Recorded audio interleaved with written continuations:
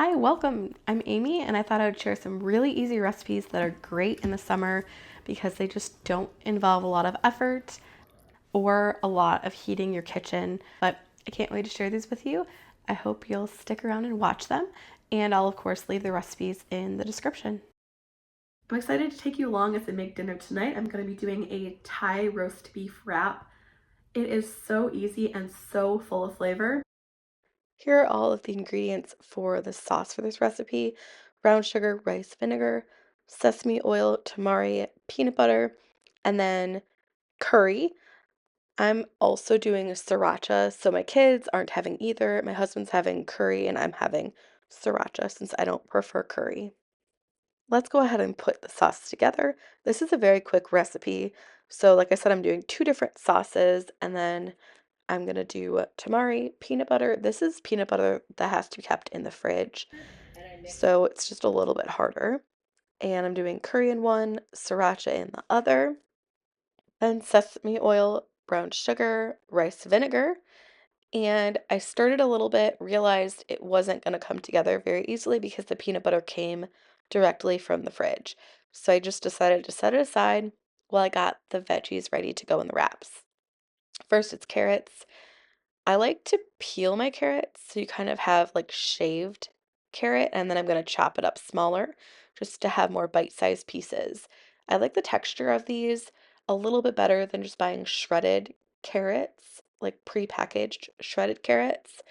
I just I prefer it's not quite as like crunchy and hard, but it is still nice and crispy. So I'm going to go ahead, chop these up in smaller pieces and set them aside. I also do save the rest of the carrot that's kind of harder to peel once I get it a little bit thinner, and I just slice that up into carrot sticks, and I'll save those for later in the fridge. They're great for snacks. I find that I don't have to keep them in water if I'm going to eat them in the next day. So that's what I do. If I were to keep them longer, I'd put them in some water to keep them nice and fresh. So I'm using a pre-packaged coleslaw mix here, adding in those carrots, and then this is what's on the wrap. So you can see the texture of the sauce is a lot nicer. The lower one is the one with curry. It's a little thinner. The top one just has a little sriracha. I have the roast beef, and then I have some burrito-sized tortillas.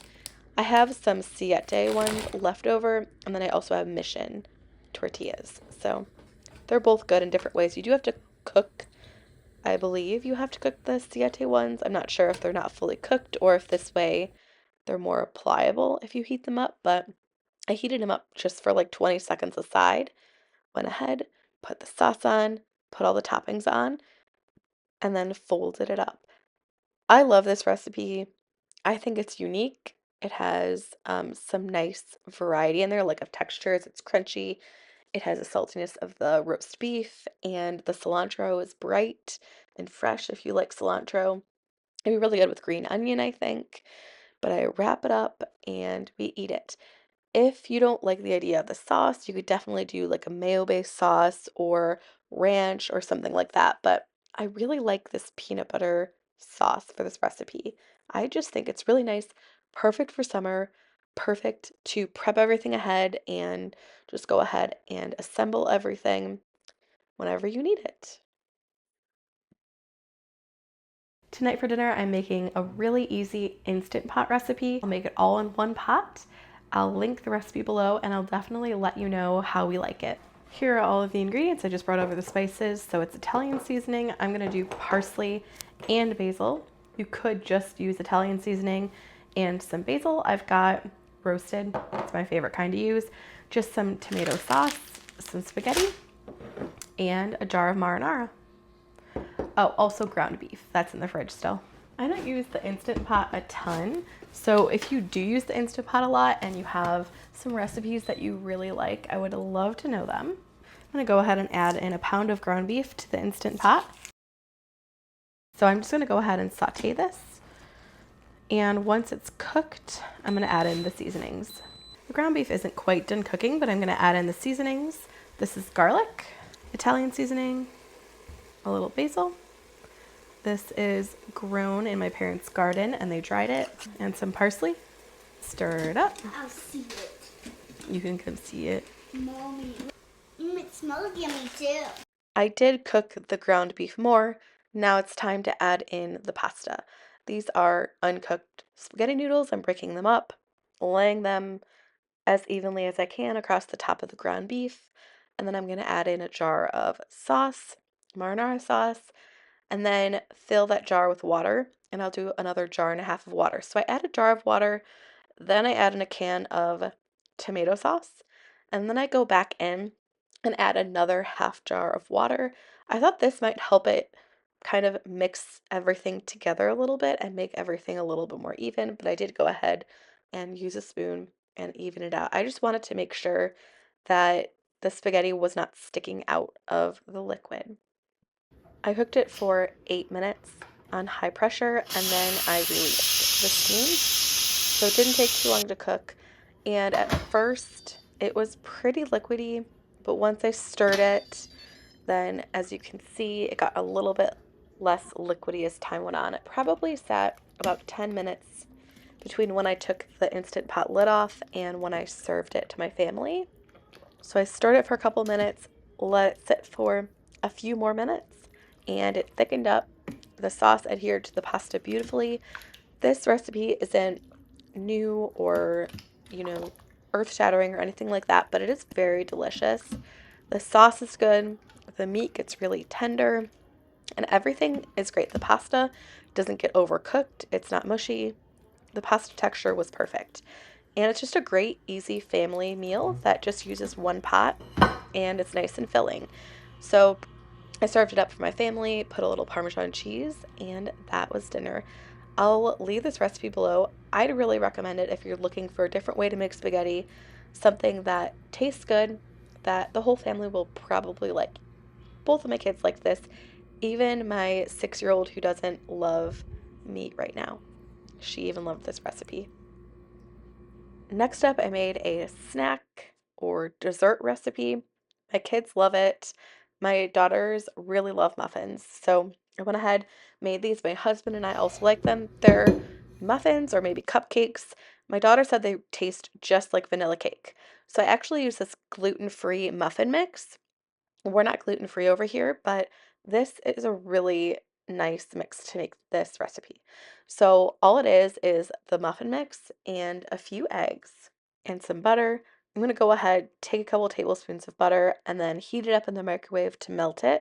While the butter is melting in the microwave, I go ahead and whisk up the eggs. I find that eggs incorporate a lot better in like dessert recipes or any recipes with eggs if I just whisk the eggs first. That way they're not separated.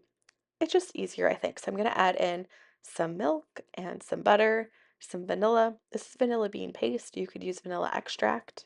And then the muffin mix. This is obviously a very easy and quick recipe, but it's perfect if you're looking for something to make for your family for someone's birthday or if you just want, some sort of sweet snack or dessert for your family. So I'm just going to mix this until it barely combines. That way it doesn't get overmixed. And the original recipe actually is for confetti or like sprinkle muffins, but it uses a lot of sprinkles, and I normally get the dye-free sprinkles, and those are expensive, and I don't want to use that many. Calls for a half a cup, and I don't want to use that. That's like an entire container of sprinkles. So I actually just add some sprinkles to the top before I bake them, and I just put them in the oven. That way the sprinkles will stick to the muffins or cupcakes. And this recipe is so easy. It's like 15 minutes to do everything, and then you just bake it for a little bit, and they're ready to go. They look a little bit dark sometimes on the outside, but they are just so tender, so moist, so delicious, and it really does taste like vanilla cupcakes. I don't really know if the nutrition's any different. I don't They're probably not any healthier or less healthy. Of course, they are gluten-free if you are gluten-free. But it's just a really quick and easy recipe if you want something sweet for you and your family. Do you bake a lot during the summer and the warmer months? I find that I definitely bake a lot more when it's cooler outside, a lot more in the fall and winter, but these are really good. I will say the mix is a little bit pricey, so keep that in mind if you're interested in making this recipe. I don't bake too much, but I did just bake some brown butter chocolate chip cookies a few days ago. Those were really good. and I baked off 4 cookies and saved the rest of the cookie dough balls in the freezer. I like doing it this way whenever I have guests over or just feel like some cookies. I can grab some cookie dough balls from the freezer and cook them up. I just thought I would show you how I served this cupcake muffin to my kids. I actually gave it to them for lunch, just in case you're interested in seeing that. But thank you for watching this video. I hope you liked it. I really enjoyed sharing these recipes with you. Don't forget to check the description, comment, and like this video, and also subscribe if you're new. I'd love to have you, and I'll see you again soon. Bye.